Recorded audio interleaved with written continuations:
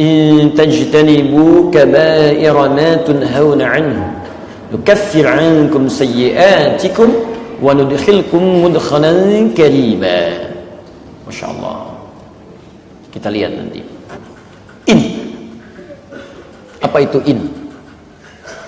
Baik, saya terjemahkan dulu dengan kalimat umum, baru kita lihat segi gramatikalnya untuk mendapatkan keindahan bahasa Al-Quran. In tajtanibu, jika kalian mampu menjauhi kaba'ir, dosa-dosa besar, ma tunhauna anhu, yang dilarang bagi kalian untuk mengerjakannya, nukaffir ankum, maka dengan itu kami akan hapuskan dari kalian sayyi'atikum, keburukan-keburukan kalian. Masya Allah.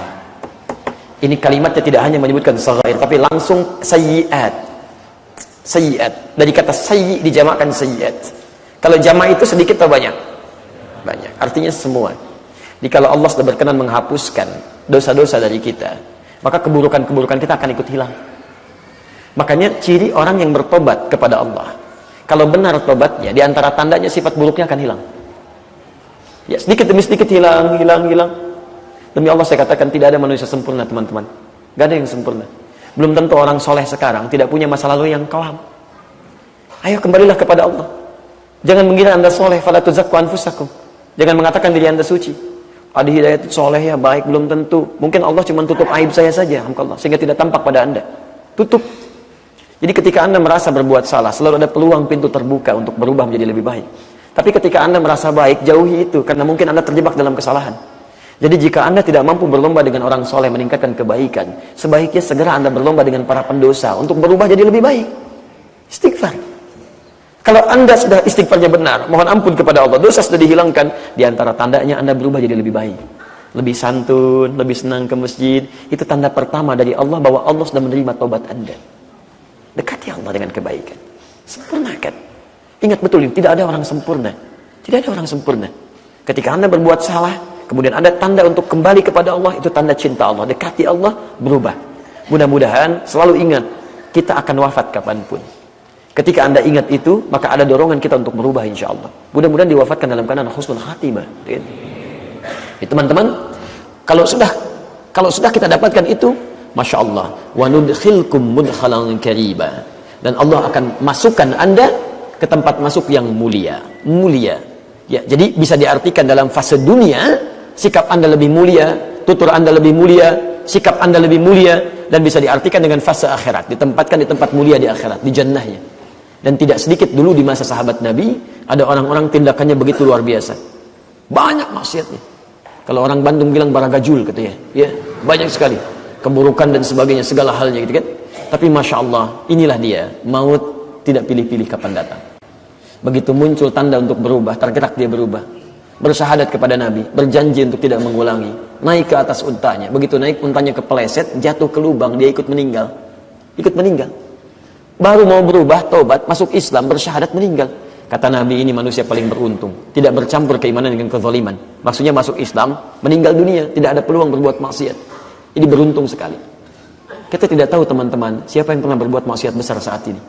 Tapi terbuka peluang untuk bertobat, Anda jangan tunda.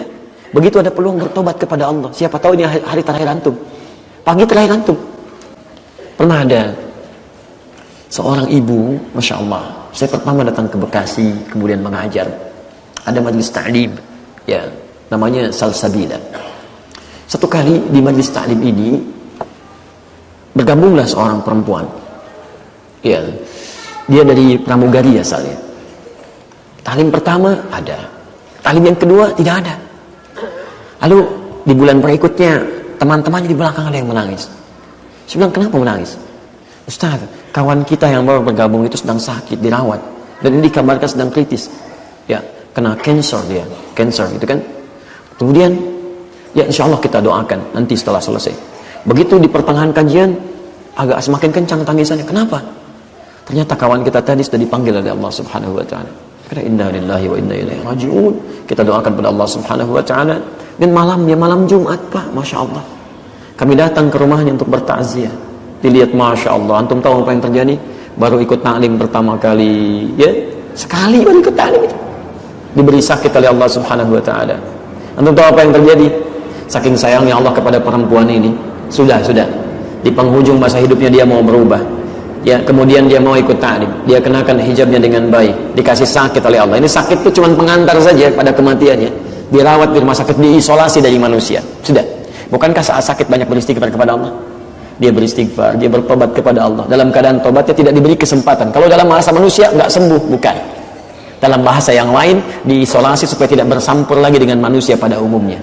Karena dosanya sudah terampuni, ditutup oleh Allah supaya lisannya tidak berkata maksiat lagi, supaya matanya tidak melihat yang haram lagi. Dijaga di situ sampai wafatnya, kembali kepada Allah Subhanahu wa taala dalam keadaan husnul khatimah.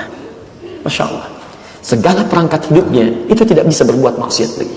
Maka malamnya teman-teman, siapa yang datang? Orang-orang saleh. Saya jadi saksi saat itu, demi Allah saya jadi saksi. Yang datang teman-teman taklimnya, teman-teman seprofesinya belasan tahun dia berkarir, itu nggak ada yang datang kecuali 1-2 orang dan karangan bunganya. Yang datang teman-teman perempuannya yang saleh, suami-suaminya malam Jumat. Kemudian Masya Allah dikuburkan dalam keadaan baik. Yang datang orang-orang baik, anaknya berubah jadi baik. Masya Allah, kalau Allah sudah berkenan menjadikan seseorang berubah jadi lebih baik, saya katakan saya iri pada perempuan ini. Iri saya. Saya masih hidup sampai sekarang, masih terbuka kesempatan berbuat maksiat.